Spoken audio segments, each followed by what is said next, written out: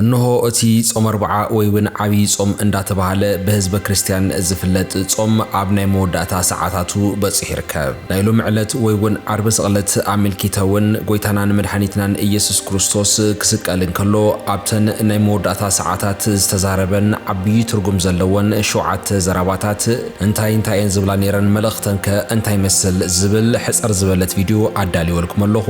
ንኹልኹም ሰዓብቲ እምነት ክርስትና ዝኾንኩም ተኸታተልቲ ናይ ትግርኛ ሪካብ ቻናልና ውን ናብ ዝበዓል እንኳ ዓብቃዕኩም እንዳበልኩ ብቐጥታ ድማ ናብቲ መደብ ከብል ጎይታናን መድሓኒትናን ኢየሱስ ክርስቶስ እታ ናይ መፈለምታ ዘረባ ዝተዛረባ ወቲ ናይ ወታደራት ሮም ናብቲ መስቀል ናይ መጀመርታ ምስማር እንዳወግኡ ናብቲ መስቀል ከላግብዎን ከለው ዝተዛረባ ዘረባ እንትትኸውን ኣብ ሉቃስ ወንጌል ምዕራፍ 23 ፍቕዲ 34 ኣቦይ ዝገብርዎ ኣይፈልጡን እዮም እሞ በደሎም ሕደገሎም በለ። በዚ ቢሉ ውን ጎይታናን መድሓኒትናን ኢየሱስ ክርስቶስ ናባና ክሕልፎ ዝደለየ መልእኽቲ ከምዚ ይመስል። ኣብ ዓለም ክንነብር ከለና ብዙሓት ኣብ ቀረባና ዘለው ሰባት ኮነ ኢሎም ይኹን ብዘይፍላጥ ኣብ ልዕሊና ብዙሕ በደልን ሽግርን ከብፅሑልና ይኽእሉ እዮም። ይኹን ደኣ እምበር ነዞም ሰባት እዚኦም ውን ኮነ ኢሎም ዘይኮነስ ናይ መንፈስ ጥንካረ ጎዲልዎም ስለ ዝኾነ ንዖም ውን እንተኾነ በቲ ዝገብሮ ዘሎ ሓጢኣት ቅፅዓትን ሓደጋን ንኸይገጥሞም ፈጣሪ ኣቦና ንዖም ውን በደሎም ይቅር ንኽብሎም ኩል ግዜ ክንጽልየሎም ከም ዘለናን ንምምሃር ዝኣክል በኣብነት ከምዚ ኢሉ ተዛሪቡ ሓሊፉ እዩ። እታ ካልአይቲ ኢየሱስ ክርስቶስ ኣብ እዋን ስቕለቱ ዝተዛረባ ዓባይ ዘረባ ውን ከምዚኣ ትመስል ነይራ። ኣብ መስቀል ኣብ መንጎ እቶም ክልተ ገበነኛታት ተሰቒሉ እንዳሃለወ እቲ ሓደ ተሰቒሉ ዝነበረ ገበነኛ ከምዚ ክብል ንጌታ ኢየሱስ ክርስቶስ ይሓቶ። እዚ ድማ ትረኽብዎ ኣብ ሉቃስ ወንጌል ምዕራፍ 23 ፍቕዲ 39 ካብቶም እተሰቐሉ ገበርቲ ክፉእ ውን እቲ ሓደ ንስኻ ክርስቶስ እንተኾንካ ንርእስኻን ንዓናን ኣድሕን ኢሉ የላግጸሉ ነበረ ይብል። እቲ ካልኣዩ ግና አንታ ኣብዚ ከምዚ ዝበለ ፍርዲ ከለኻስ ኣምላኽ ዶ ኣይትፈርሕን ኢኻ? ንሕናስ ብሓቂ ብግብርና ዝተገበአና ኢና ትፈዲና፣ እዚ ግን ሓንቲ ክፍእት እኳ ኣይገበረን ኢሉ ገንሖ። ንኢየሱስ ከዓ ጎይታይ ብመንግስትኻ ምስ ትመጽእ ዘክረኒ በሎ። ኢየሱስ ክርስቶስ ድማ ሎሚ ምሳይ ኣብ ገነት ከም እትኸውን ብሓቂ እብለካ ኣለኹ ኢሉ መለሰሉ።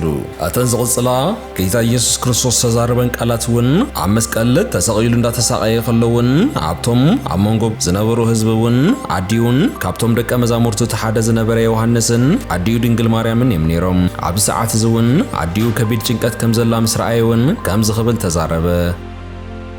እዚ ንረኽቦ ውን ኣብ ዮሐንስ ወንጌል ምዕራፍ 19 ፍቕዲ 26 እንትኸውን ኢየሱስ ነዲኡን ነቲ ዘፍቅሮ ወዲ መዝሙሩን ኣብ ጥቓ ደው ኢሉን ምስ ረኣዮ ነዲኡ ኣንቲ ሰበይቲ እነሆ ወድኺ በላ።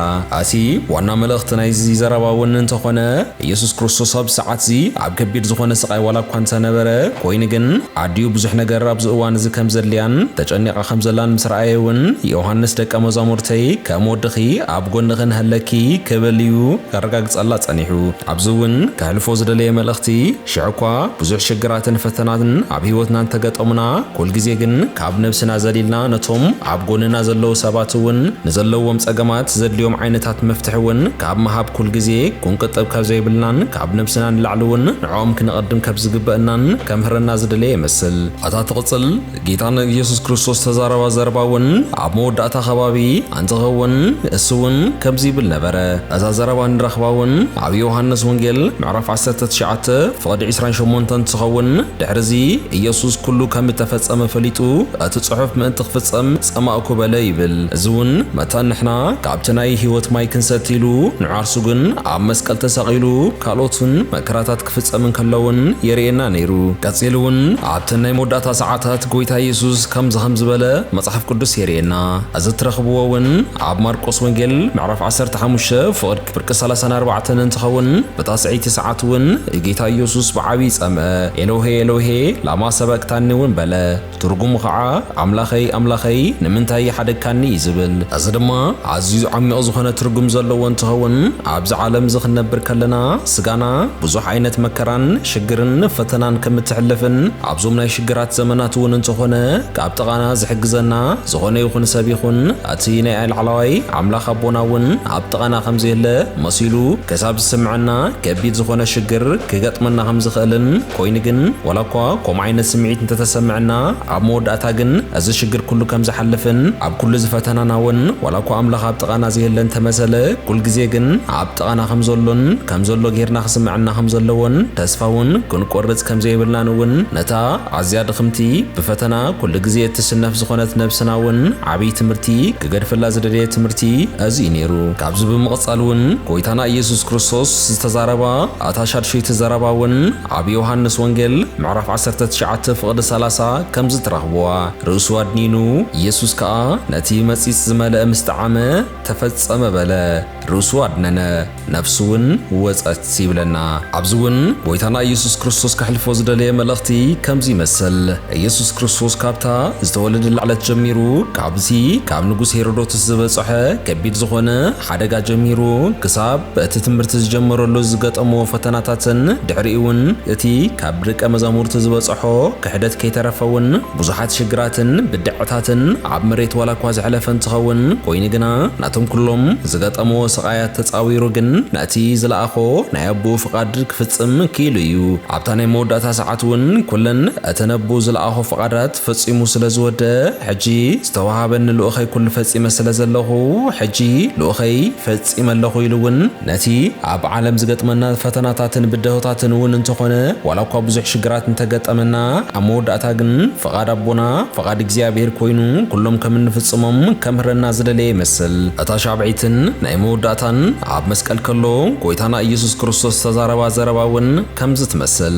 ኣብ መጽሓፍ ቅዱስ ሉቃስ ወንጌል ምዕራፍ 23 ፍቕዲ 46 እንድሕር ኣንቢብኩሞ ኢየሱስ ብዓብዪ ድምፂ ኣቦይ ንነፍሰይ ኣብ ኢድካ ኣዕቁባ ኣለኹ ኢሉ ተዛረበ። እዚ ምስ በለ እውን ነፍሱ ወፀት ይብለና። ኣብዚ ክብሎ ዝደለየ እውን ኣብ ዓለም ክንነብር ከለና ኣብቶም ዘጋጥሙና ዓይነት ህይወታት ዝደለናዮ ዓይነት ዋላ እኳ እንተገበርና ኣብ መወዳእታ ግን ብስጋ ምስ ሞትና ነብስና ናብ ኣቦና ናብ ኣምላኽ መኻዳ ዘይተርፍ እዩ። ስለዚ እውን ኣብ መወዳእታ ነብስና ናብ ፈጣሪ መኻዳ ዘይተርፋ እውን ኣብዚ ዓለም እዚ ከለና ኩሉ ክንሰርሖ ዝግበአና ዓይነት ስራሕ እውን እንተኽኢልና በቲ ናይ ኣቦና ናይ ኣምላኽ ፍቓድ ክኸውን ከም ዝግባእን እዚ እንድሕር ዳኣ ጌርና እውን ስጋና ምስ ሞተት ነብስና ናብ ፈጣሪያ ናብ ኣቦኣ ናብ ኣምላኽ ምስ ከደት እውን እግዚኣብሔር ኣምላኽ ክልተ ኢዱ ዘርጊሑ ከም ዝቕበላን ከምህረና ዝደለየ ይመስል። ፍትዋት ተኸታተልቲ ናይ ትግርኛ ሪካፕ ጎይታናን መድሓኒትናን ኢየሱስ ክርስቶስ ኣብ መስቀል ተሰቒሉ ከሎ ዝተዛረበን እተን 7 ዓበይቲ ዘረባታት ብከምዚ ኣሕፀረ ኣቢለ ከም ዘቕረብክወን ዝመስላይ ከምዚአን ይመስላ ነይረን። እዘን 7 ዓብዪ ዓሚቕ ትምህርቲ ዘለወን ዘረባታት ኣብ ህይወትና እቲና ክንነብረለን እንተንፍትን ኣብ ህይወትና ክንደይ ዝኣክል ለውጢ መምፃና እትብል ሕቶውን ንኹለኹም ተኸታተልተይ ገዲፈ ኣነ ብዝኸፍለየኩም ሰናይ በዓል ትንሳኤ ይግበረልኩም። ኣብ ቀጻሊ ብኻልኦት መደባት ክሳብ እንራኸብ እውን ሰሰናዩ ኩሉ ይግጠምኩም እንዳበልኩ ክፍለየኩም ሰላም።